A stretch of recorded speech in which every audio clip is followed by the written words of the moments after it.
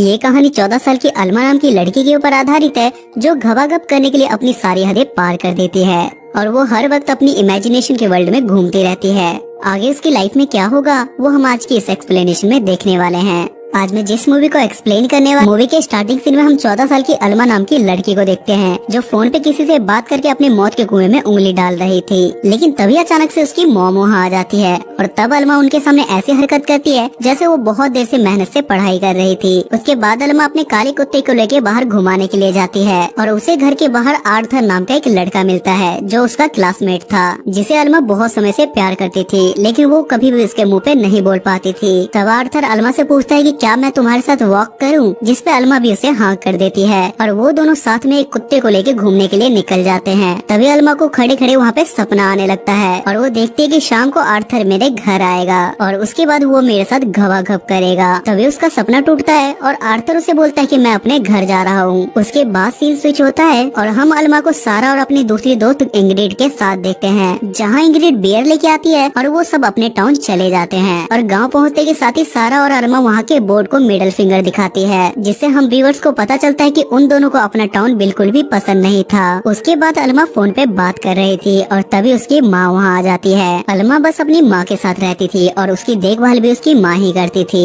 लेकिन अलमा की बढ़ रही ख्वाहिशों की वजह से उसकी माँ उससे परेशान रहने लगी थी। उसके बाद अगले दिन अलमा अपने फ्रेंड के साथ एक ड्रेस खरीदने के लिए जाती है और जब अलमा वहाँ पे जाके एक ड्रेस पहनती है और खुद को शीशे में देखती है तो उसको फिर से एक ख्याल आता है कि वो आर्थर के साथ जंगल में जाके मंगल कर रही है और आर्थर उसे बोल रहा है कि मैं तुम्हारे साथ हमेशा रहूंगा। तभी वो अचानक से अपनी ख्यालों की दुनिया से बाहर आती है और अपने दो दोस्त के साथ पार्टी में जाती है, जहाँ आर्थर भी आया हुआ था और अलमा पार्टी में बस उसे ही देख रही थी। उसे देखकर अलमा स्माइल करती है और वो अपने इमोशन को कंट्रोल नहीं कर पाती, जिसके कारण वो उठ के वहाँ से बाहर चली जाती है। उसके बाद आर्थर भी उसके पीछे जाता है और वो अलमा के जांघ पर अपना स्पाइडरमैन रगड़ने लगता है। तभी वहाँ से सीन स्विच होता है और हम फिर से अलमा को अपने ही साथ घबाघब करते हुए देखते हैं और उसके बाद अलमा पार्टी में वापस आ जाती है और अपनी दो सहेलियों के पास जाके बोलती है कि आर्थर ने अपना स्पाइडरमैन मेरे जांघ पे घिसा। ये सुनने के बाद उसकी सहेलियों को उसकी बातों पे यकीन नहीं होता, क्योंकि आर्थर स्कूल का पॉपुलर लड़का था, इसलिए उन दोनों को लगता है कि अलमा उसका अटेंशन लेने के लिए ऐसा बोल रही है। तभी वहाँ आर्थर भी आ जाता है और आर्थर की एक फ्रेंड अलमा से आके इसके बारे में पूछती है, जिस पर आर्थर उन्हें साफ मना कर देता है और बोलता है कि मैंने ऐसा कुछ भी नहीं किया। अगले दिन अलमा अपनी माँ से कुछ बातें कर रही थी और तभी वहाँ उसकी एक फ्रेंड इंग्रिड उसके घर आ जाती है और वो अलमा से जाके बोलती है कि कल तुमने आर्थर के बारे में जो कुछ भी बोला वो सब कुछ झूठ था, जिस पर अलमा उसे समझाने की काफी कोशिश करती है, लेकिन इंग्रिड उसकी कोई भी बात नहीं मानती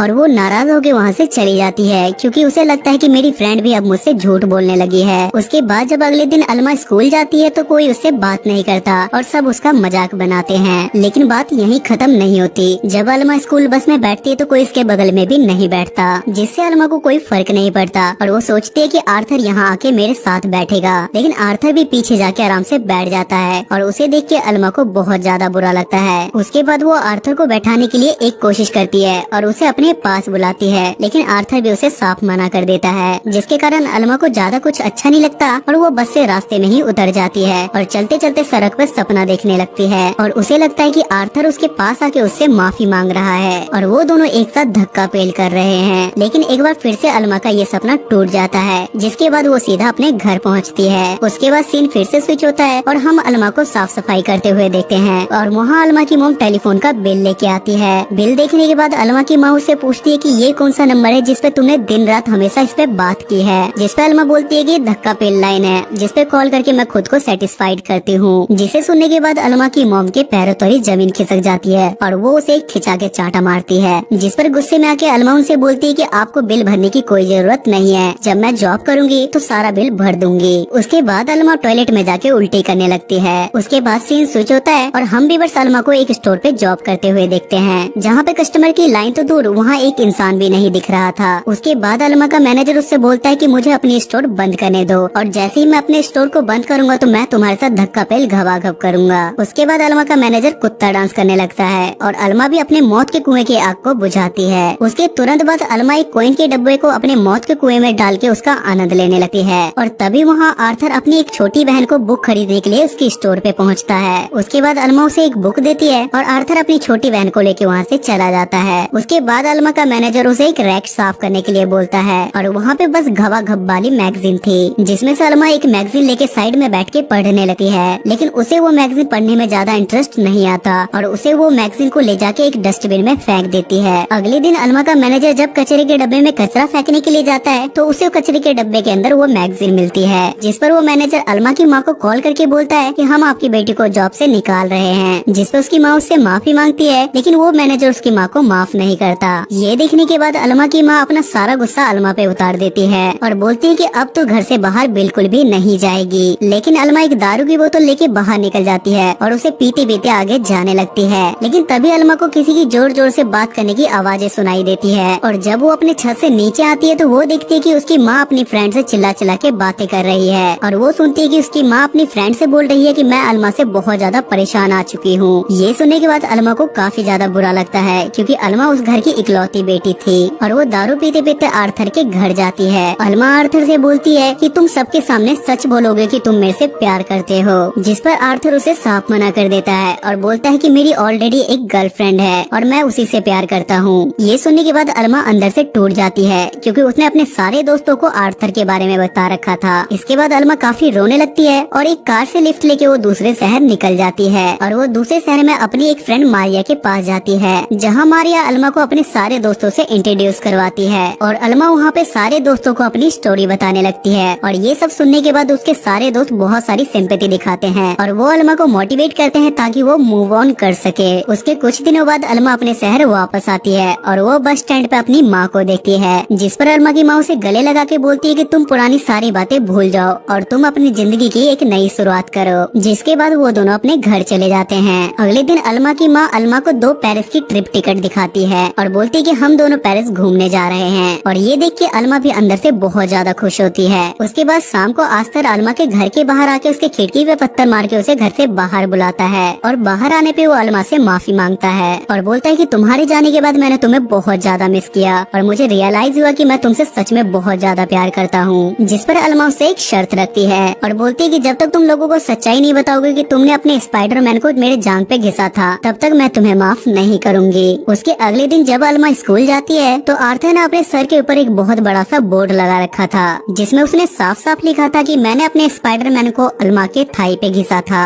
और ये देखने के बाद अल्मा बहुत ज्यादा खुश होती है और शाम को वो आर्थर को अपने घर डिनर पे बुलाती है और डिनर करते टाइम अल्मा अपनी माँ से पूछती है कि क्या आज रात आर्थर मेरे साथ यहाँ पे रह सकता है, जिस पर